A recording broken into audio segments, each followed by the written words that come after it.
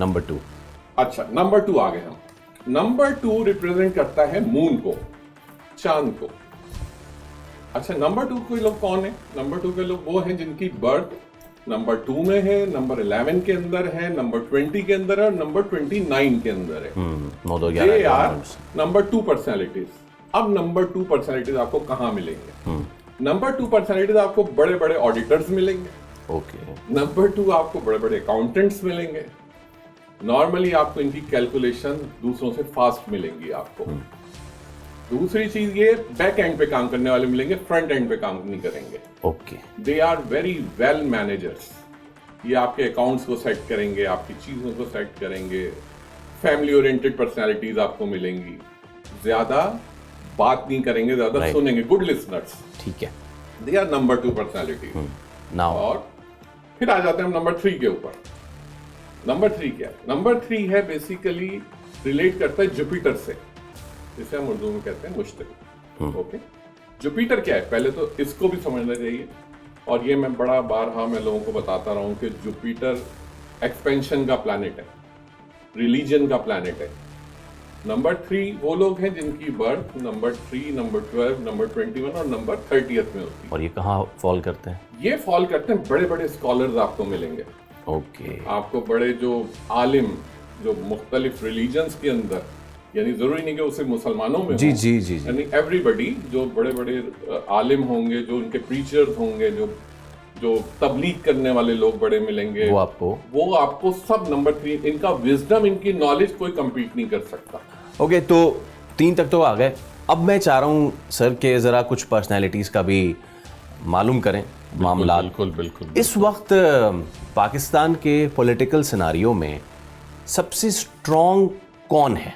पहले तो हम ये बता दें कि स्ट्रॉन्ग जो अभी हैं वो किस तरह स्ट्रॉन्ग हुए, पहले तो इसको हम थोड़ा डिस्कस कर लें। तो आप अगर देखें शहबाज शरीफ साहब की जो बर्थ है दैट इज 23 सितंबर। ओके, और शहबाज शरीफ साहब 8 फरवरी को जब इलेक्शन हुआ तो उनकी जो नेम नंबर है दैट इज नंबर 8। और हमेशा से शहबाज शरीफ साहब को सैटर्न ने बड़ा सपोर्ट किया है, ज़ुहल जिसे हम उर्दू में कहते हैं। तो आप ये देखिए कि नंबर उस वक्त मैक्सिमम लोग कह रहे थे नवाज शरीफ साहब प्राइम मिनिस्टर बनेंगे।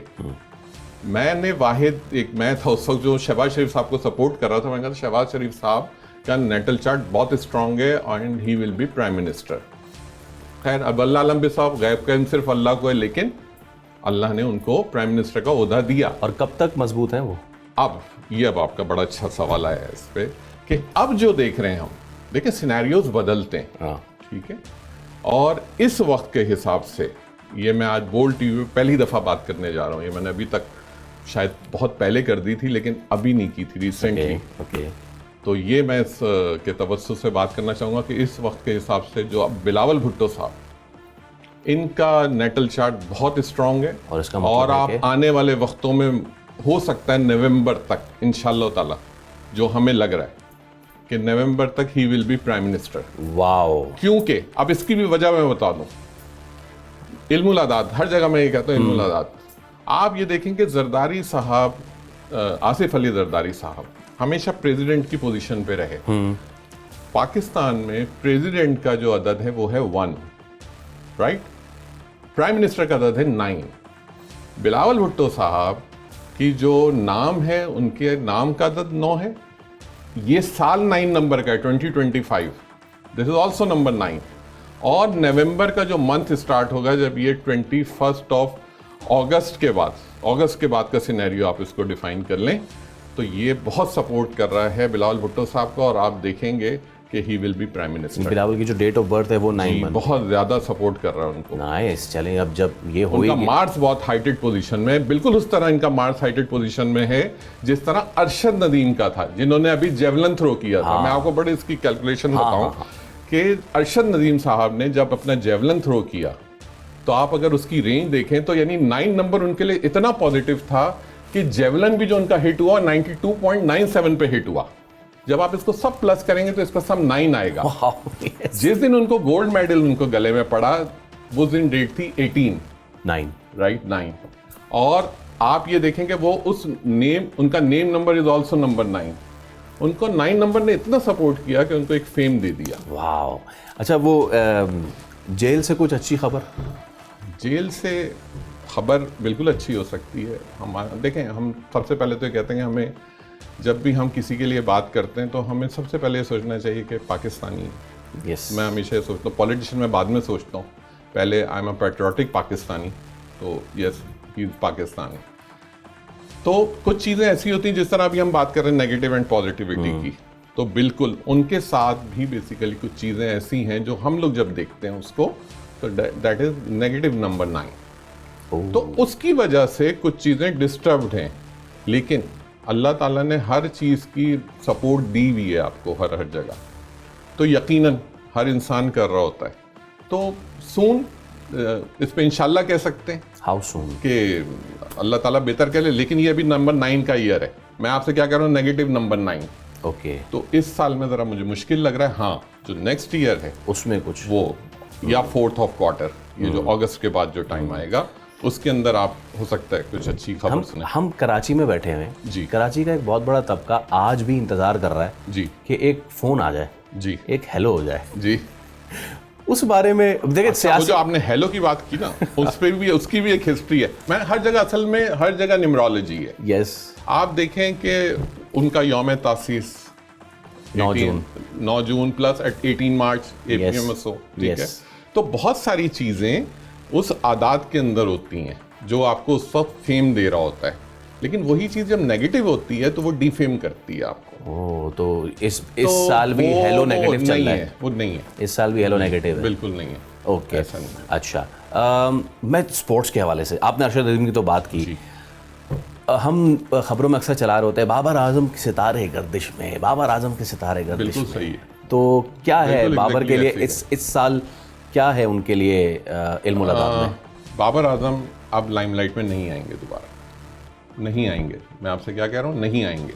अब चाहे जितनी एफर्ट्स कर लें आप, टाइम गुजर गया। और ये मैंने अभी नहीं, जब PSL 8 हो रहा था, मैंने उस वक्त बाबर आजम के लिए यही कमेंट किए थे। उस वक्त लोग कह रहे थे बाबर आजम बहुत हाइटेड जाएंगे। 2 साल पहले, 2 साल पहले उस वक्त मैंने बाबर आजम के लिए यही बात की थी कि अब नहीं है बाबर आजम। और उस वक्त लोगों ने उस चीज़ के ऊपर ध्यान नहीं दिया, और मैंने उस वक्त एक खिलाड़ी था जिसके लिए मैंने बहुत कहा था कि अगर इनको थोड़ी सी चीज़ों को इनके करेक्ट कर दिया जाए। उस वक्त लोग उसका, आपको मैं बताऊं कि इतना ज़्यादा ये इल्म इतना ऑथेंटिक है कि आपने देखा होगा कि जितने स्पोर्ट्समैन हैं वो जो अपनी टी-शर्ट्स पहनते हैं उनके पीछे भी कुछ नंबर्स होते हैं। हाँ। तो आप कभी देखिएगा जो विराट कोहली टी-शर्ट पहनते हैं, और जो एक और उनके जो दूसरे रोहित शर्मा, आप देखिएगा ये हमेशा टी-शर्ट पहनते हैं जिसका सम नंबर 9 आता है। ओके। और इनकी परफॉर्मेंस आप देखें, क्योंकि वो उनको सपोर्ट करता है ना, वो एग्जैक्टली यही चीजें हर खिलाड़ी को सपोर्ट कर रही है। यूनुस खान का बहुत इस पे एतकाद है, आई नो। यस, देखिए एतकाद की तो मैं फिर वही कह रहा हूँ, इसको लोग रिलीजन में ले जाते हैं, या एतकाद एक कहते हैं कि नहीं इससे ट्रस्ट कह लें, पता नहीं हम इससे कहीं रिलीजन से बाहर हो जाएंगे। ये देखिए एक साइंस है, ठीक है। आप इस साइंस को जब अडॉप्ट करेंगे, और करते हैं, बड़े बड़े लोग कर रहे हैं आपके इस वक्त, तो सारा numerology all over the world इसके ऊपर काम हो रहा है। अच्छा, वैसे सर एक साइंस सट्टा भी है। हाँ, ये बड़ा तो जब आपने, अच्छा इससे पहले आप कह रहे थे कि मैंने उस वक्त एक प्लेयर की बात की थी जिस पे, कौन था वो? तो वो मोइन खान साहब के जो साहबजादे थे, तो उनके लिए मैंने कहा था, वो बड़े अच्छे बैट्समैन, अभी मेरा नाम उनका आजम खान, राइट। आजम खान, आप यकीन करें लोगों ने उनके ऊपर बहुत ऑब्जेक्शन किया उस वक्त, वेट का यूं है तो इस तरह है तो उस तरह है। मैंने कहा था उस वक्त, ऑन रिकॉर्ड है ये बात, मैंने कहा था इनको आप सिर्फ नंबर 9 की टी-शर्ट पहना दीजिए, उसके बाद इनकी परफॉर्मेंस देख लें आप। और हुआ, एक मैच ऐसा आया जो कि 18th को था PSL 8 के अंदर, और उसमें उनकी परफॉर्मेंस एक्स्ट्राऑर्डिनरी थी। ओके, ये ऑन रिकॉर्ड है सारा। ओके।